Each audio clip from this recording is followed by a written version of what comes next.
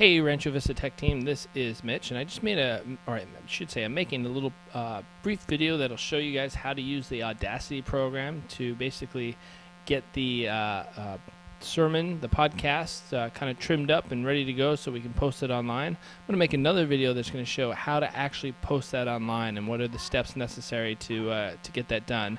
But I thought it would be beneficial to first kind of understand the Audacity program. I know some of you have expressed concerns that it looks a little difficult to use, and yes, it does do a lot, but I just kind of want to show you some of the basics to get you going. The first thing I did is I went ahead and I opened it. I just found where it was at, plugged the card in, and I have a little external card reader. I just selected which one I wanted, and I clicked open, and it went ahead and loaded. And it takes a few minutes, especially reading through USB and whatnot. But what we want to do is once it loads up, we want to go ahead and trim the recording so that it's presentable. And I realize sometimes we're a little behind and we don't catch the beginning of the sermon, and so not sure oftentimes what to do there. What we want is we just want to go ahead and get it to the point where it sounds like it's beginning. All right, you don't want to catch them in the middle of a word. You want to kind of find a little bit of a pause area as you hit play and you listen to what's going on. You'll be able to pause it when you hear a good moment, and then what we want to do is we want to mark where that's at. For example, let's say we want to trim that, and all we're going to do is we're going to go to Edit, and we're going to go ahead and cut. And you'll see right here what it's going to do is it's actually going to trim that and delete that portion of it. Now when we go ahead and hit play, at the beginning it picks it up right where we left that off. Alright, again, you can kind of see here the little lulls and whatnot, so you'll be able to find a good place. If it's hard to look at what's here, you can go ahead and under the zoom, under the view, you click and zoom in, and what it's going to do is it's actually going to expand that, and we can go in more and more until eventually you're able to just highlight a little section, and if you highlight it and you hit play, it's just going to play that portion, and you can listen to it again. So that's good for editing.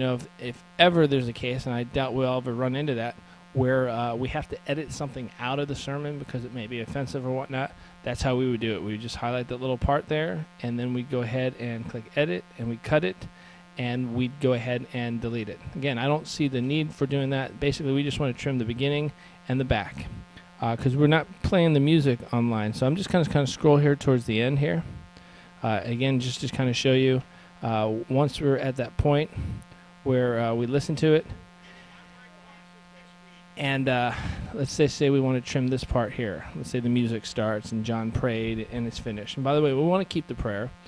We think that's important for people to, after they take the time to listen to the podcast, they should also take the time and listen to the prayer and kind of hone in on that. Even though it's recorded, you can still pray with a recorded area. Again, what we would do is we would just go ahead and we click cut, and it would delete that. I'm actually going to undo my previous cut because I haven't listened to this yet to edit it. Okay, so now we're at a point where we've listened to it, we've gone ahead and cut the ends off, and again, this is great volume here. It came out real good. If we need to amplify it under effects, let's just say it's a little quiet, we want to make it a little louder, we can go ahead and just slightly amplify it. You will notice though, the more you amplify it, it still has that lower sound. It's just kind of makes it a little more grainy. So ideally we want to leave it where it's at and record it good at the beginning. And today's recording was really well done. Once we're done with that, what we're going to go ahead and do, we're going to export the WAV file, and we're actually going to convert it to MP3. So if we want to go ahead and give it a name, doesn't really matter what you call it, because after you export it to MP3, then you're going to go ahead and I'll show you in the next video how to create the webcast of that. And so, again, this sermon series was called Toxic, so we'll just call it Toxic, and you can call it